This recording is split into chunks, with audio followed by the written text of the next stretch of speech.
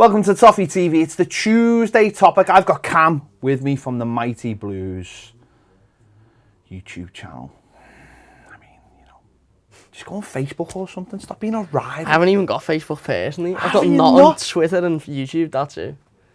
Facebook was full of weirdos, so forth, and get myself out of here. I mean, yeah, okay, that's fine. Just, you know, I'm trying to think about helping you build a brand. I'll do a Mighty Blues one. Big question though I've got for you. I mean, this could be the Tuesday topic. Why have you got Christmas socks on? I don't know, to be honest with you. I mean, you know, I think these should I'm not a morning person really, so I tend to roll out of bed and within 10 minutes I'm on the bus. They are the whitest shoes I think I've ever seen in my life. Do you have blue and white?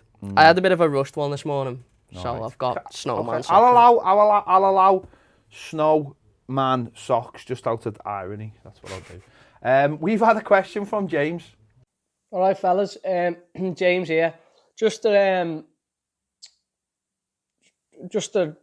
thought for discussion maybe about the future of where Gylfi Sigurdsson future stands with the team.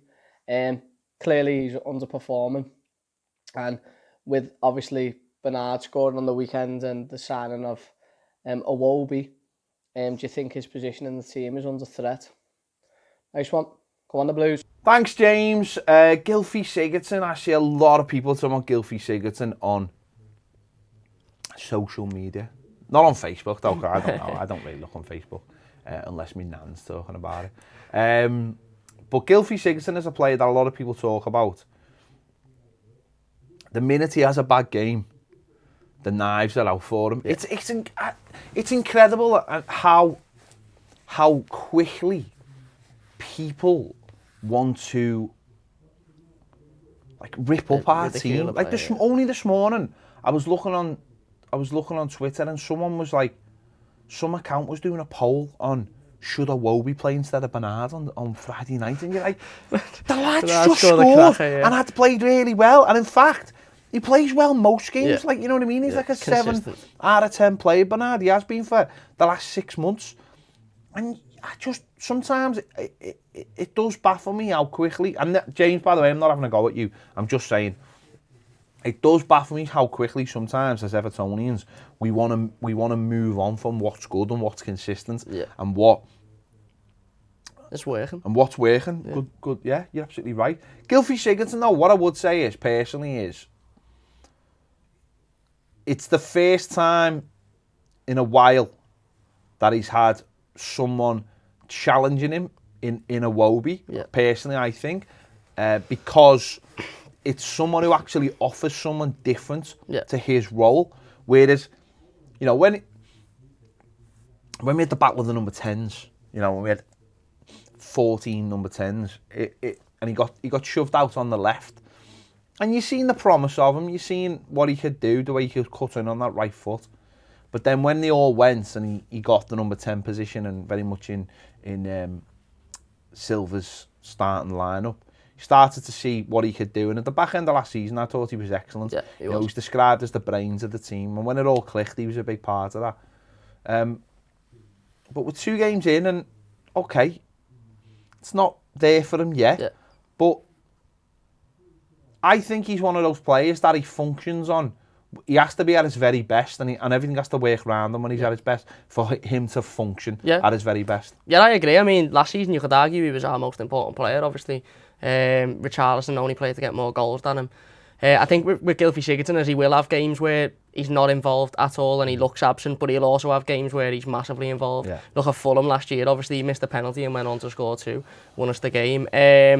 With 2 games in, I think we've seen with a lot of the team, I think fitness is a big issue at the minute. I think, you know, Richarlison was pulling up after a certain amount of time, and okay, you know, Gylfi's had a little bit longer out than Richarlison has in terms of a holiday and pre-season and stuff, but I think Gylfi's such an important part of our team, and yeah, you're absolutely right. This is the first time he's had proper competition in Iwobi, and I was watching the Crystal Palace game, and even at times on Saturday, and I was thinking this screams for an Iwobi to come on, because he's not necessarily, I'm not saying he's better than Sigurdsson, but he offers us something different, and there is going to be games that Gylfi's just not on it at all, and he needs to come out, or he needs to spend a couple of games on the sideline, because we did heavily rely on him last season, and he performed a lot of the time, but he did have a couple of off games, and I spoke about this last week. I said maybe the Palace game was just a Gylfi Sigurdsson off game, and it's not ideal because it's come at the start of the season, but he'll have 10 games this season, if not more, where he's absolutely outstanding, and this won't be a conversation. I think for Gylfi Sigurdsson personally, he's the kind of player who he can't. Some people can get away with not being technically good in a game by running around a lot and putting the work rate in and doing a job. I don't think he plays in a position where he can do a job. I think he can only do the job he's been given to do because his role is so specialised. He sits in between the centre midfielders and the centre forward, and sometimes he pushes up and becomes a centre forward. It's a very unique position at Everton that I think only he can fill, and the only reason we have that position is because of him. Yeah. It's a very unusual thing. I think what Iwobi will do is, with his energy, if he plays in that sort of around that position, we'll be able to get between the two positions a lot better. Yeah. And I think in some games that'll be needed. I remember when Liverpool had Coutinho and how an important player he was to them. But really, he wasn't an important player. He was a luxury player that added something. But when Klopp decided it was time he could go, fans were all up in arms because you'd never want to lose good players. Yeah. It makes it look like your club is not going in the right direction if they're selling the best players. But actually, Klopp looked at it and probably thought, I don't need this player. I can put 3 in the midfield who are solid. Yeah. And get a load of money back for them. Get a load of money, sort the backup line out, which he did, and look where they are now. But I think what he knew was that he had Oxlade-Chamberlain up his sleeve. And Oxlade-Chamberlain's been very unlucky with that injury. And whether he ever comes back the same player, I don't know. We'll wait and see. But in him, I think he's a little bit like I think Iwobi's a little bit like him. I think he's the kind of player that changes Liverpool's midfield from being just a flat 3 to having suddenly that dynamism in it, but with the same hard work. And I think that's what Iwobi could offer. Not saying he'll replace Gylfi Sigurdsson. I'm just saying that's in some games when you might say, right, our midfield 3 needs to be more solid today, but it still needs that creative spark in it. Yeah. Iwobi might be able to be that player who fits in. And what that gives you is an option. It gives you something else. It allows Richarlison and Bernard to be even freer. It allows you not to rely on the centre forward, Dominic Calvert-Lewin, to be as much as a battering ram. It just changes things up a little bit for you. So you don't go through games going, well, today I'm not expecting Gylfi Sigurdsson to do much. Yeah. Because I don't think, if you want to be in the top 6, certainly the top four, you can't afford to have games where you can give people a day off. Yeah. But what you can say to those players is, I don't think you're at it at the moment, so go and have a sit on the bench.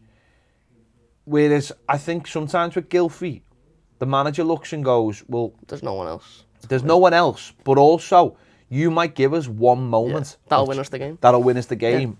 Yeah. And I've got to put you in for that reason. Yeah. You can't have that, I don't think, in too many games. You've got to have the options. Yeah, and he's done that before, and I think you've just hit the nail on the head. It's options. I think a lot of fans sort of, when Iwobi come in, it was like it's Iwobi or Sigurdsson. Does Sigurdsson drop out and then is Sigurdsson the cover? I think we have to look at it and think it's options. There's going to be weeks where Iwobi's more suited to play, and there's going to be weeks where Sigurdsson is. But you're spot on there. I think Silva looks at Sigurdsson and thinks there could be a moment of magic in this game, and you could win us this game. You look at Saturday just gone. Obviously, it was Bernard's moment of magic that won us a game in a performance that we weren't fantastic in. We struggled in the second half, and we know Gylfi can offer you that.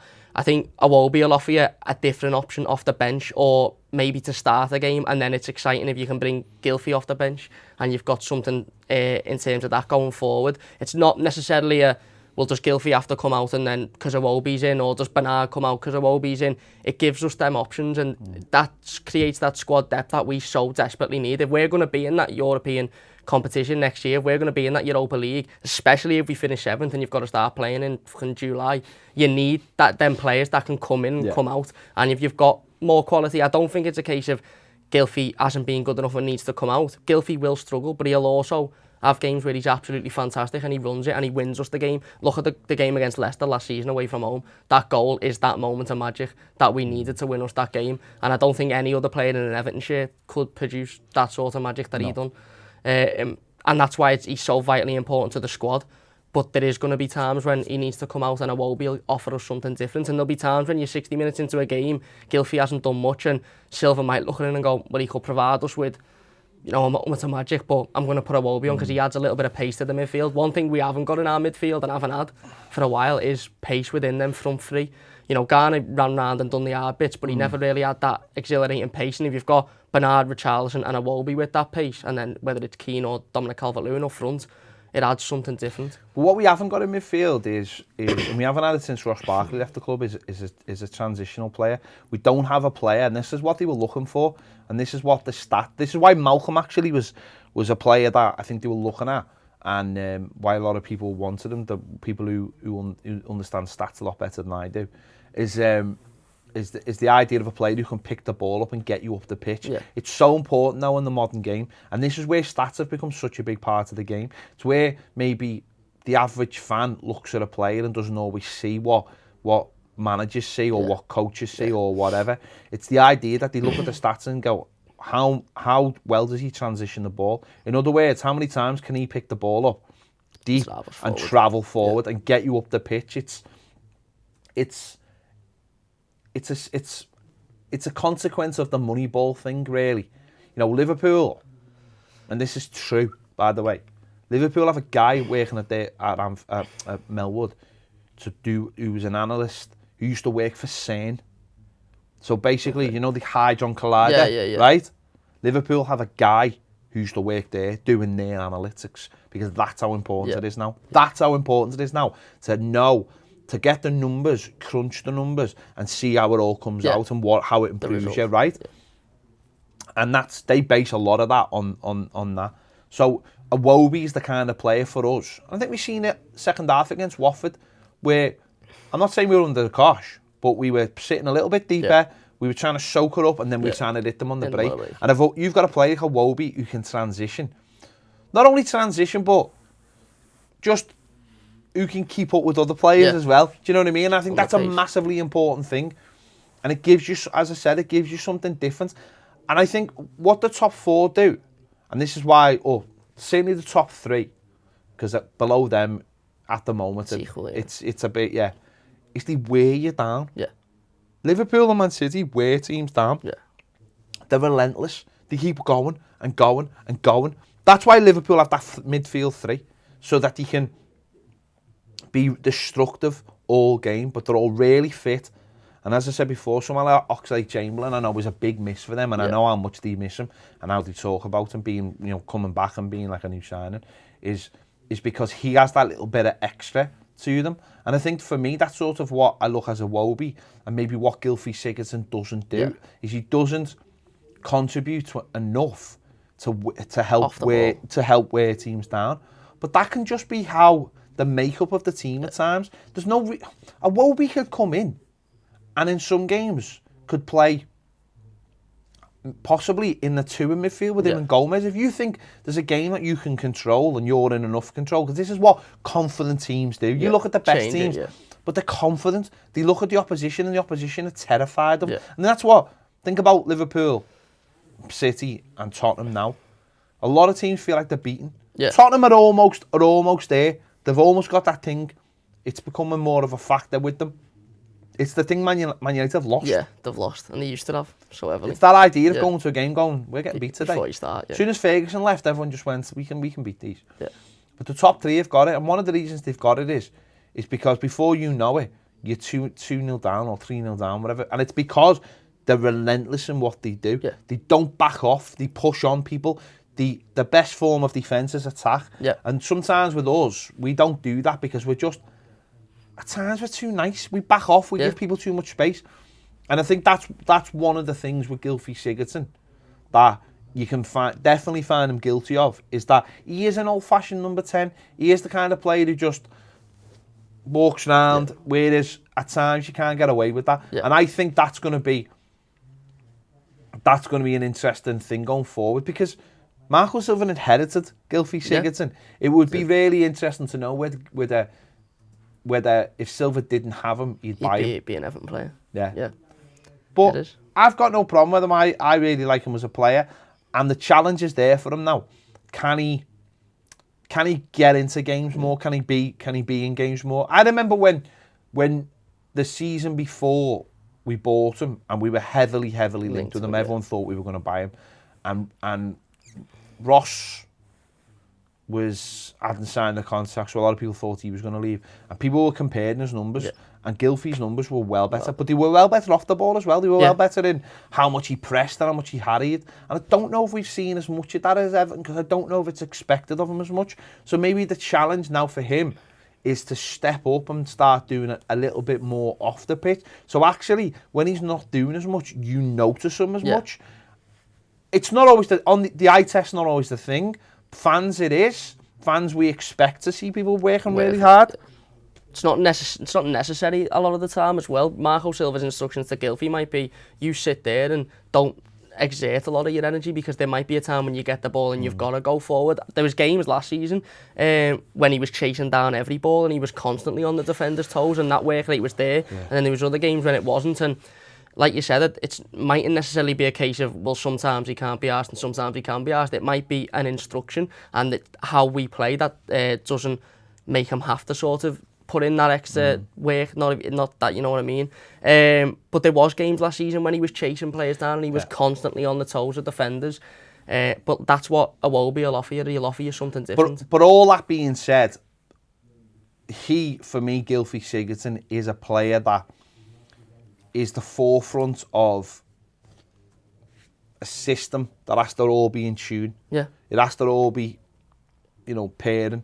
Like we've seen at the end of last season, where he came alive and he started dictating how things were going. And at the moment it's early and it's not. And players are... Saturday's game was rubbish. Yeah, it was a really bad game. It was shocking. They were just kicking the ball, and then we were just kicking the ball, and it was a poor game. And for a player like him, it's difficult to just get hold of the ball in a game like that. And the irony is, late on when they get hold of the ball, then we were trying to get him to keep it up the corner. You look at his close control and you see how good he is technically as a player. Technically as a footballer, very, very good. It's up to other people at times to open up the space for him, because he's not the quickest player. He doesn't transition the ball like we were saying before. He doesn't run with the ball. He's not that kind of player. He has a couple of nice little bits of skill that he uses. One of them is that when the ball gets fired into him, he bounces it off his foot and at an angle, and then moves and creates that space for himself to get away from the player. Or he'll do what he did like at Leicester when he scored the goal. Drag back to give him that couple of yards, and then he's got the space. And once he's got the space, he's a different player then. But I just think at the moment, while it's all up in the air, everyone's trying to find fitness, it doesn't suit him. No.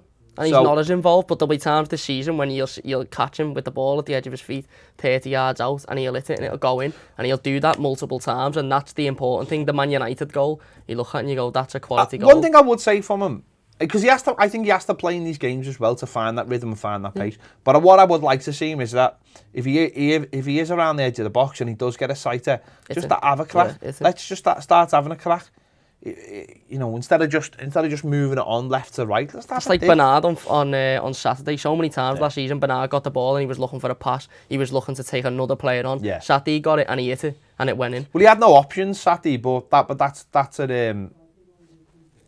that sometimes happens. We don't do enough of that. But as I say, I've got no issue. Regardless of what mad stat accounts on Twitter say, I'm a big fan of Gylfi Sigurdsson. We're 2 games in. We've got the best defence in the Premier League. Oh, don't do all that. I'm not into all that. I'm saying prospectively. I'm not into all that. If we're going to slate Sigurdsson for his first 2 games, then it's like I'm not into any of that nonsense. I can't be doing with. No, I'm not, because we're only 2 games in. But it's the same. I can't be doing with conversation. I can't be doing with we're the only team not to concede in the Premier League and all that crap. Stop it right now. Now they've said it. Now Everton have said it officially. That's it now. Stop it. Just you know what I mean? It really annoys me that. We've had a question from Paul as well, which is a quick one. It's a quick one just to throw in. Hiya guys, here's a Tuesday topic that I'd like you to discuss if you could. Has there ever been a player who a lot of Evertonians were just so quick to dismiss and ripping into them and saying, oh, what a waste of money, they'll never come good, and you yourself saw something there and you didn't join in the slagging off, and you thought, just give that player time, they'll prove everyone wrong, they'll come good. I think Yerry Mina's a recent example of that. A lot of stuff in the summer was getting said about him, saying he was rubbish or that he was injury prone and he was just a complete waste of money. And look how well he started the season, and look how well he played last season whenever he had a little run of games. I think he's got a really good record of something like 8 clean sheets in a row last time he started for us, or something like that. So that's my question. If there's ever been a player who springs to mind for you who was just dismissed and ripped by our fan base, and then you stood up for them, and ultimately you were left feeling really smug because you were proven right when they turned out to be great. Thanks. Nice one, Paul. This was a really interesting question. I couldn't really give this its own video because it's a really difficult one to talk about. Not like, I mean, no, it's not an illness. I mean, it's just not emotional. It's just dead hard to wrap your head again on this one. I think probably better just talk about the circumstances of this, because I think we're currently living in a culture where people make their mind up. Funny enough, on Guilty Sigism, people make their mind up about players very, very early now. Yeah, and what they do is they're not willing to change their mind because they want to be proved right. Yeah. So, but a case in point in if we're talking about this is Baz. If Baz was here, if he wasn't parading around, I don't know where he is today. I don't know. Probably in SeaWorld, pointing and laughing at dolphins for being in captivity. He'd say Michael Keane last year, and he would. You know what? He was proved right. I sat here last summer and I watched some of Keane's performances in the pre-season, and I was not happy at all. I was not impressed. I just thought he didn't. As a defender, I thought he got caught in the headlights quite a lot. He used to always have that really blank expression on his face, didn't he? Yeah. But since he was almost made the leader of the back four, Jags went out, never come back. Kurt Zouma come in, obviously being on loan. Keane had to sort of assume the leadership. I think he's gone on strength to strength. Yeah, he's been brilliant. He was brilliant last season. He started it back up again this season. His partner as well, Yerry Mina, I think was one that last season. I know he spent a lot of time injured, but even when he was in, fans were a little bit, is he good enough? Is he not good enough? I actually think with Kurt Zouma not being in Everton now and Mina not having anybody that's sort of on the bench that could come in and replace him, I think he stepped his game up as well. I know it's only been 2 games, but I think he's been solid. With Keane, he was brilliant last year. He had to step up. He started the season really well.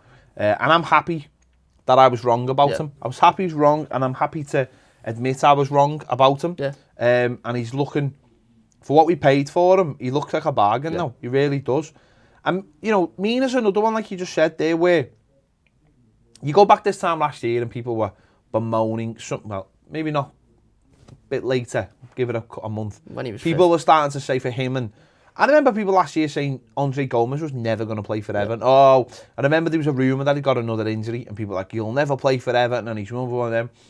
People, and I'm not going to sit here and go, after 2 games, Yerry Mina's the be-all and end-all. But what I would say is that, now that people forget about Yerry Mina, he was bought to be basically, to be our number one centre-half. Michael Keane probably was still a bit on rocky ground when we bought when we bought Yerry Mina. But ultimately, they were bought to be able to play together. They've seen the strength of him. Yerry Mina hasn't played a hell of a lot of games through his career. He really hasn't since he left South America. Didn't play that much for Barcelona. Obviously didn't play that much for us last season. So he's got to get in a rhythm now of 15, 20 games before we can really say whether he is the real deal. But so, he looks good, and I think he's another one where people, last season, he's this and he's that. Well, let's wait and see. Yeah. But what I would say is, I think he needs a run of games, and he needs to make sure that there isn't any sort of little stupid mistakes. Yeah. But what would be interesting to know is that the injuries he picked up last season, I think they were a consequence of what happened in the World Cup. Yeah. But I wonder how many of them he could have, how many games he could have got through. Yeah. Actually, if there was wasn't any replacements. If he had to. Yeah. So I think a lot of people write him off. It's just really difficult at times because I think I like to give everyone a chance. Yeah. Try to anyway. Gabaman's the latest one. I was going to say, he's the one now, isn't he? At the moment, people have looked at his first 2 games. I thought when he came on at Palace, he was shaky, but he got into it. I thought Saturday, he played very much within himself to make sure that he got things right. Yeah. Therefore, it wasn't a brilliant performance. But for the manager will look at that now and probably think, well, now that he's in, I've got to keep playing him so he gets used to the Premier League. That's it, and I think that's it with Gabaman is he needs to realise and is going to realise over the next couple of weeks that it's so different to the Bundesliga. You haven't got as much time on the ball. I think he got caught out a couple of times on Saturday, but thinking that he had too much time on the ball and he ended up having to hoof it or he got it caught off him. But what I noticed on Saturday is, again, a little bit like Gay was. I don't want to compare them because they're not the same player, but he was chasing everything down. Every time the Watford player had the ball, he was chasing it. He was doing that, playing that midfield role that we thought we were going to desperately miss when Gay left. Yeah. But he is the one now because on the ball he wasn't fantastic against Palace. He wasn't fantastic on Saturday, but he'll get used to knowing that he hasn't got 20 seconds on the ball. He needs to get it and know where he's passing it before he's got it. And I actually think when at the times that he got the ball and he passed it out properly, he done well. He was making some decent passes. It was just them times that I think he sort of forgot that the Premier League goes so fast now. I think we're just so quick to judge players now because we feel like we know everything about them because we see everything about them before. Videos. Yeah. Whereas in the past, it was obviously more difficult. Players were a little bit more of a mystery, and you don't know how people are going to settle in. I remember when Pienaar came in terms of like size and what he'd done, he wouldn't be a typical Premier League player, but I remember him I think he made his debut Sheffield Wednesday in the League Cup, and he didn't look that good. You know, he struggled, but he had class and he had a desire and he overcome it. Some players have got class and have no desire. Yeah. And should do better and they don't. Like people like Van der Meijden, who I told that every time he walked on a football pitch, I was like, yeah, this is the day you're going to see it. So it can be really difficult. Even when we had classing, I remember people telling me after the first game against Stoke, people telling me never going to be a Premier League player, never, no way, too slow and all that. Ultimately, they were proved right, but I wouldn't want to be right. No, I wouldn't want to be right on the first day. You'd want to be proved wrong. I don't want to be right. I don't want to sit there and go, oh, he was poor today, he'll never, ever be a Premier League player. I don't want to be right about I wouldn't want to be right. And I hold, the only player, genuinely, that, not that I'm glad I'm right, but when we bought Mangala, I just thought that was a terrible signing, like really bad. Like it stunk of desperation. Yeah. Really, really stunk of desperation. And I also desperate to play a certain way that I didn't want to play under Allardyce. And I was proved right. And in a way I was glad I was proved right because he wasn't an Everton player. No. And he shouldn't have been at Everton. But I don't like this idea of just slagging a player off the minute you see them. It's like for the sake of it, innit? It's like, oh, they've made one bad pass. It's for the sake of you being right, though. Yeah. It's for the sake of you saying, I told you so. Yeah. I said he was going to be bad. It's like, well... It's like it gives people a one-up. No, I was right about it. Why do you want to be a one-up? Exactly, you don't. Why do you want to be... I'd rather be proved wrong. Why would you... Yeah, exactly. You can look at a player and go, oh, I'm not sure about him. Yeah. But I don't know how you can go, he'll never make it. He will never... I think if Davy Classen had been given time and had gone into that midfield. Settled as well.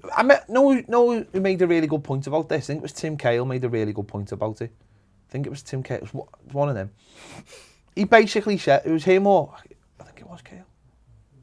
Basically said that the reason why he survived at Everton and players like him survived at Everton under Moyes is because they had no choice but to survive. Yeah. There wasn't 3 other players. Yeah, there wasn't a player coming to take your place. You were in, and you were in rain or shine, injury, whatever. You had to play, and that pushed you to the next level. Yeah.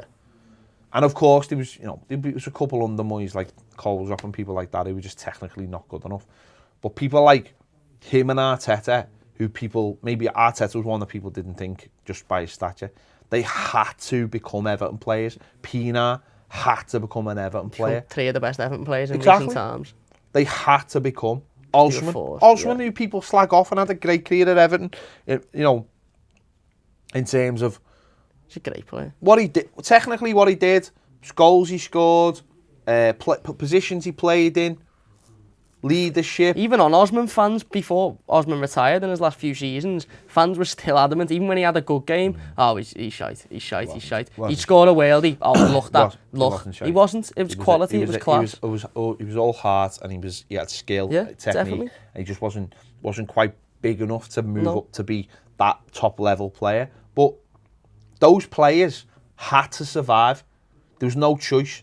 Cahill come in from the Championship straight into the team and just got into a run of scoring. Okay, he got sent off on a debut against Man City, but there was no one was coming to take their place. No.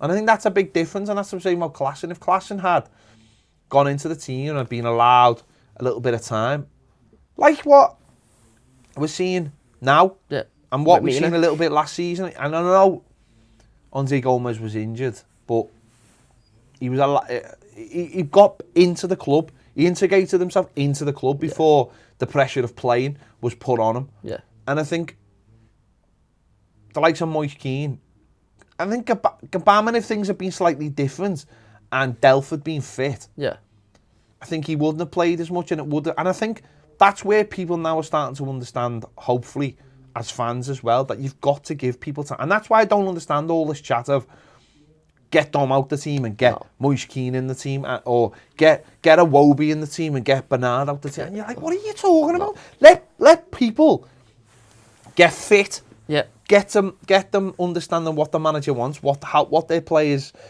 teammates' abilities are, and let them settle into the team. We're too quick to judge, and we all just want to be proved right in that judgment as well. Which the expectation as well is a big thing. The expectation with Moise Keane is bring him in now and he should be banging in 2 goals a game, at least a goal a game. You see Moise Keane on Saturday, and don't get me wrong, on the ball he was technically fantastic and he created 2 decent chances for himself, but he was knackered. Even just from the 20-30 minutes. What I'd also say as well is he had no positional sense in terms of the team. Ball, he went looking for the ball, and then when he got it, try to do something with it. That's not how you play football in a system. That's not how a system works. You have to, especially for this Everton team, and this is why Dom has been so important in it. You have to be the point in the team that people can play off, or an out ball, long ball up the pitch. Dom gets hold of it and then gives it to midfield, and then we recycle and start again, and that's where we get it wide. And people forget that you can't always have instant fix. Yeah, but you can't always have maverick players. Yeah. You've got to get through to maverick players. Maverick players very, very rarely survive in the modern world, modern football, which is a bit sad because 70s and 80s players who played off the cuff were great, but football was different then. You know, it's not there wasn't as much detail involved. No. So players had that. The flair players weren't getting stopped as much because there wasn't the data and there wasn't the analysts. Now everything's out there. Everything's out there, and good players get stopped a lot easier now. It's why the game keeps changing so much. It's why like number 10s have had to come, instead of sitting in front of behind the striker, they now sit in front of the back 4 so they can get the ball earlier. The game changes all the time because we're analysing it so much. So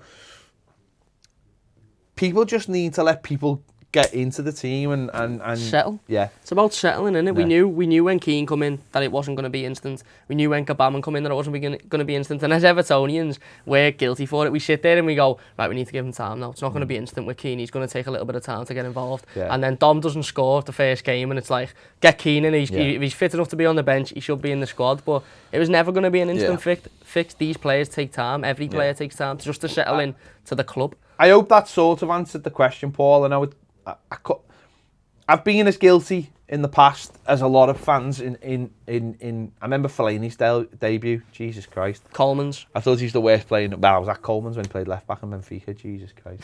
I've been as guilty as anybody at criticising people. Yeah.